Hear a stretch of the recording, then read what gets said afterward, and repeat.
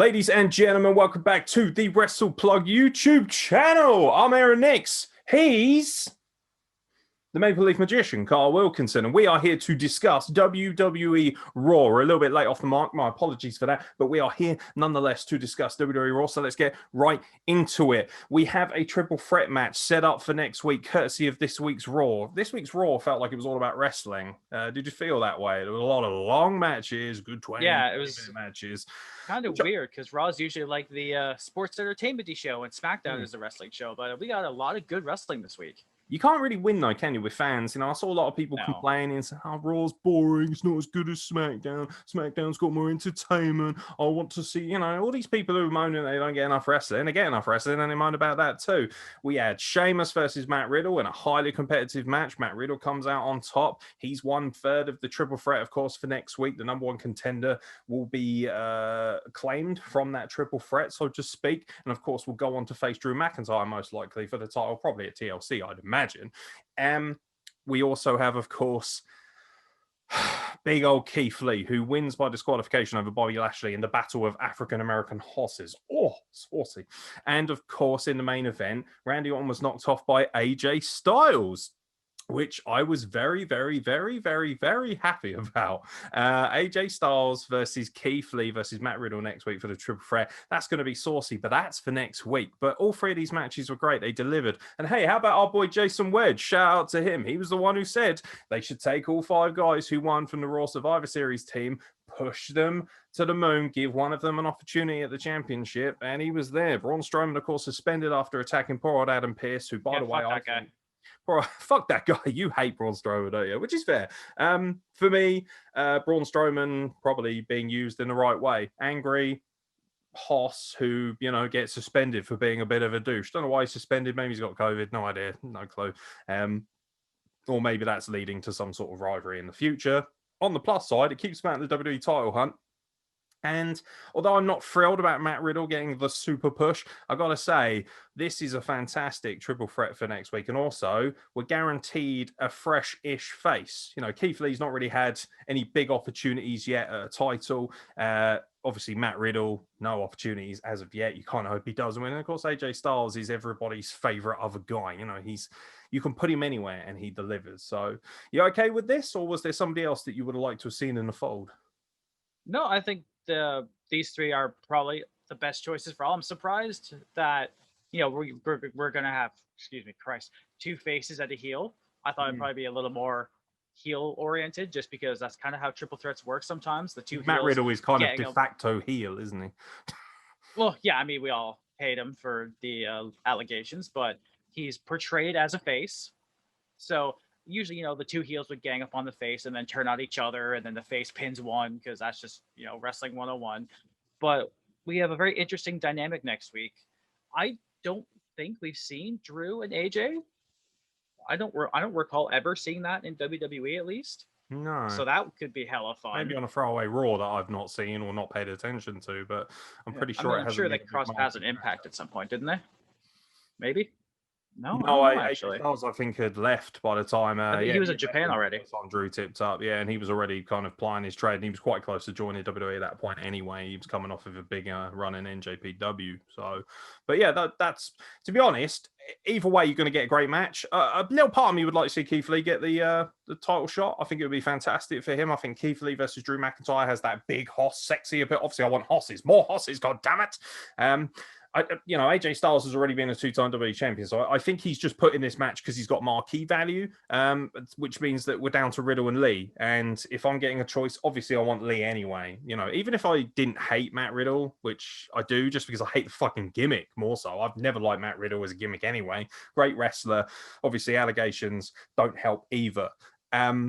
But for me, just Keith Lee versus Drew McIntyre, that looks exciting. That looks fun. And we see what Drew McIntyre can do with big Hoss guys as well. His match with Roman Reigns was absolutely killer at Survivor Series. So I'm okay with it, to be honest. And it was a bit of an interest, wasn't it? Because we didn't really get much of a visitation of Drew McIntyre on this show. I thought he might have been a little bit more prominent on this show. And it turned out that it was actually more about...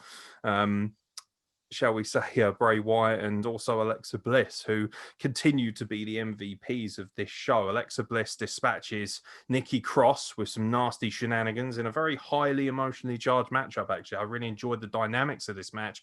When she started crying, I genuinely felt a little bit sorry for her. She got me a little bit. I was a total mark for this situation. I was like, oh my God, that's so tragic. Like, she's coming around, she's realizing what's going, oh, you bitch. But at the same time, it's like, oh, but you're such a fucking hot bitch. I'm just like, oh, I hate you, but it's so hot. Oh, but I hate you, but you're still so fucking hot. And I was just like, okay, fair enough. And also Nikki Cross, how can you not have sympathy for her character? She's so good at playing the face. You know, you never thought Nikki Cross when she was in the faction, help me out, Sanity. Yeah, when she was part of Sanity, you never really felt like she was going to break out and be this really lovable, likable babyface. But she's so crazy likable, isn't she? A bit like Mickie James when she became good crazy. And I just like everything they're doing. I like their storylines. I also love the fact that the Fiend seems to have his eyes set on Randy Orton, and that's really good storytelling. Have you noticed in the Firefly Funhouse when he has these little moments? You know, where it just like flashes back. Yeah, and the burning house that Randy Orton set fire to, you know, Sister Abigail's home, so to speak, and there was the whole weird cross thing and everything like that. And they've actually used, even though it's a bit cheesy and a bit tacky at the time, and we weren't happy that Orton knocked him off really quickly at WrestleMania to win the WWE title, which is almost one of the most forgotten WWE title runs of all time when he won it at the Elimination Chamber, which was an amazing moment.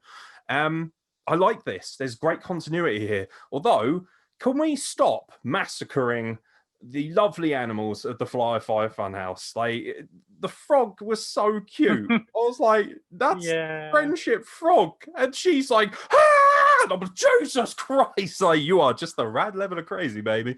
Alexa Bliss has really found herself in this role, hasn't she? Like, just something totally different, but yet it just fits and it clicks so beautifully. I love this. I think they're such a great pairing, particularly when they're making hilarious maniacal jokes with each other. I love it, especially when they had the moment of silence and then they started cackling to each other. I was like, you two, I kind of ship you two a little bit. I like you two as a pairing. I think they're good. I mean, I know a lot of people back in the day when, you know, Bray was really pushing the Sister Abigail thing with like Finn Balor, and he was kind of like doing the weird cross-dressing thing or whatever. Like, I know a lot of people back then wanted Alexa Bliss to do it, but I don't think it was the right time. Now it's kind of evolved. It's so cool. Like, I mean, I think I'm reading into this, but she does this all the time. I'm like, the Rascals do that. Are the Rascals going from the treehouse to the funhouse? I like that. Because wouldn't that be fun? Rascal. So I kind of like that. I really, I want to feel as a super mark. I want to feel like that's a nod to the Rascals. Like, I'm a little rascal. I was like, oh, you probably you saucy little minx. You saucy little minx. Yeah, I love it. I think it works. And people are talking about how SmackDown's so much stronger because it's got the Roman Reigns stuff and it's got the Sasha Banks stuff. This is completely on a par with it. And I like the idea of Randy Orton versus The Fiend. It means that Randy Orton is taken away from the title hunt. So we know that he's not going to be after Drew anytime thank God. soon. Thank God. Although he has been fantastic, to be fair, and I think he filled his role very, very well. And also, you know, it gives the Fiend something to do without him running over the rest of the roster. I like this because Randy Orton is the one person who's vicious enough to kind of be comparable with him, not in terms of character, but in terms of that cerebral nature. He's got that ability. I like this. This is good. This is really tasty. And also, how can you not like, you know, the addition of Alexa Bliss? And she's got that concurrent angle running with Nikki Cross, who a little part of me would like to see join this maniacal like setup. I think Nikki Cross would be quite good, particularly in the Firefly Funhouse. I think it would be quite funny seeing her, or maybe she turns herself kind of like a double agent, goes into that kind of realm to bring Alexa Bliss back, a little bit like Kiera Hogan did on Impact. But I just like it. Everything fits really well, and all the little things on Raw as well work. You know, they've got the 24/7 title, and seeing people like the Gobbledygooker win it. It's fine because it works well. I know it was a Survivor Series, but it was worth a mention. Drew Gulak, by the way, is just hilarious, absolutely hilarious. He's found his footing here because we know he's actually quite funny. He's a legitimately great wrestler, but he's actually quite funny, and I think that was lost a lot in 205 Live because people just weren't paying attention. I love the PowerPoint stuff.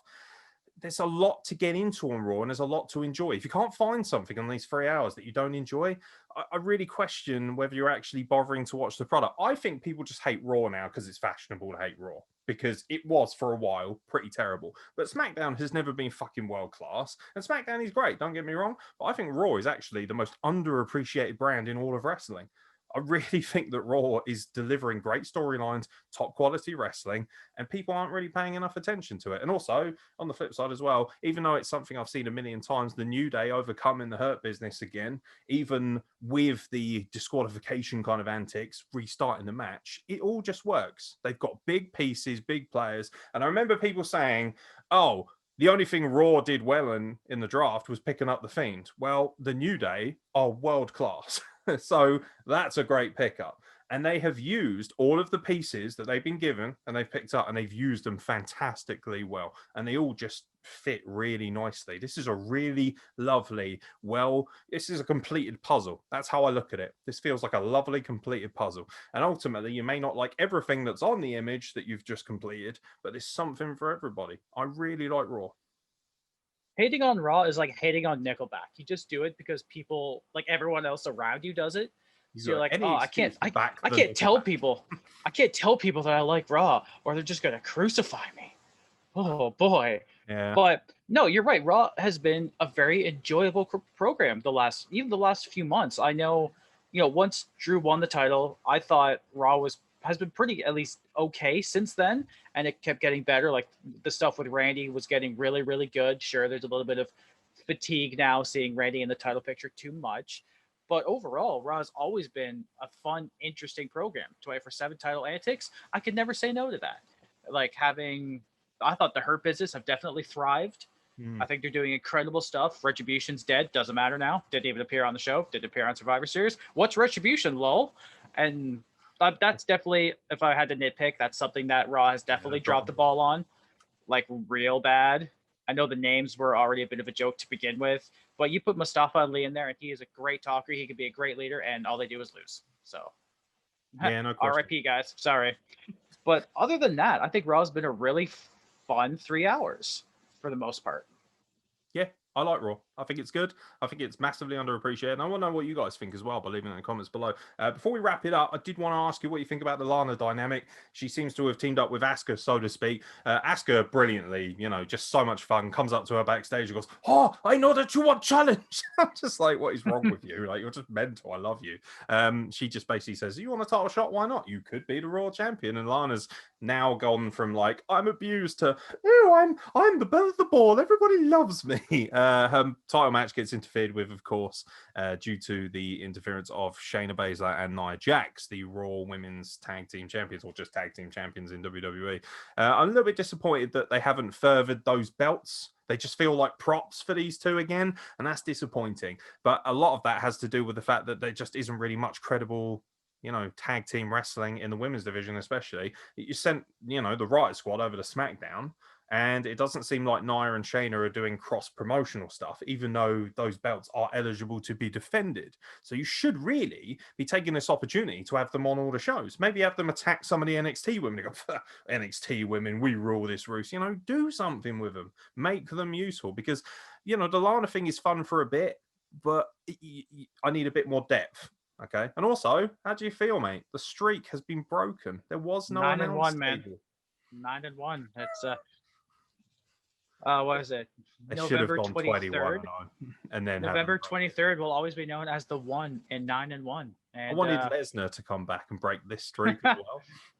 That would have been amazing. Lesnar attacks Nia Jax. Yeah, streak. Nia Jax versus Brock Lesnar at WrestleMania. Give me what I want. That's what I want. That is a use of Nia Jax. Don't tell me that you don't want to see the greatest intergender clash of all time. My God, I'd cream my pants for that.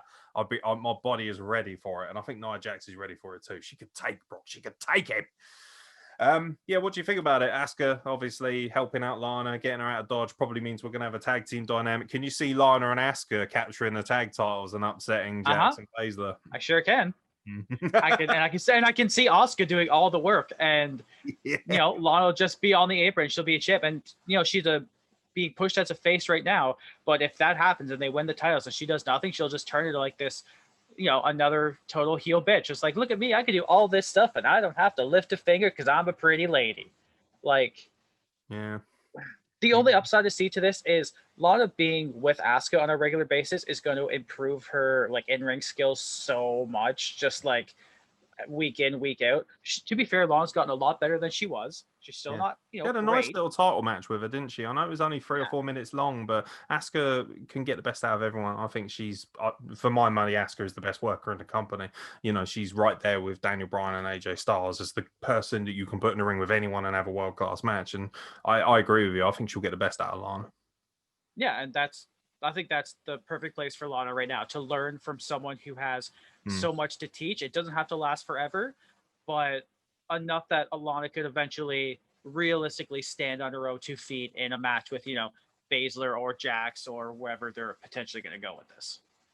Yeah. I mean, in an ideal scenario, I'd love to see, Lana and Asuka kind of rooming together, just every day at the training compound. Asuka's like, right, this is how we're going to work. I'm going to toughen you up. We're going to teach you some Japanese drills. I want you to feel like a credible talent as well, because I feel like there is something in there. She's got an amazing look, clearly, and she does have a kickboxing background as well. And they've tried to kind of semi-initiate that, but not really, kind of taking a piss. She does the splits and then she does some kicks, but she can actually legitimately throw some kicks. I've seen training videos enough to know that she's got good form in that regard. And you know what? They've made much more out of much less. So there's no reason why they can't. Raw, 2 dirty thumbs up. Thought it was great. Lovely to see good quality, high quality, impactful wrestling. So you know what? Can't complain. Any final thoughts on Raw, mate? No, just I'm excited for next week. That triple threat's going to be a banger. Yeah, that's going to be naughty. I look forward to reviewing that. Thank you very much for joining us, Squire. If you've liked this, ladies and gentlemen, please let us know. A little quick fire Raw review. We're going to try and do some quick fire reviews of every show in the week that we can, of course, time permitting. And of course, Mr. Wilkinson being one of the hottest prospects in all of Canada, with every single woman chasing on him. It's difficult to tie the man down. And I'm sure all of you. Sure, of you, it is. It's tough, mate. It's tough. It's tough when you're the sexiest man on the block. I wouldn't know anything about that. Ultimately, though, ladies and gentlemen, if you want to buy yourself a lovely t-shirt like this bad boy here or this bad boy right here, wrestleplug.bigcartel.com and prowrestlingtees.com/wrestleplug. Thank you very much for joining us. Please like this video. Please comment. Please subscribe. Most importantly, let us know what you think, and let us know what you think about Raw and also SmackDown as well. Do you prefer Raw to SmackDown? Do you think Raw gets a bad crack of the whip when it comes to the critics? Either way, let us know. Really want to know what you guys think, but thank you very much for supporting us, and I look forward to chatting to you soon for more content from the Wrestle Plug.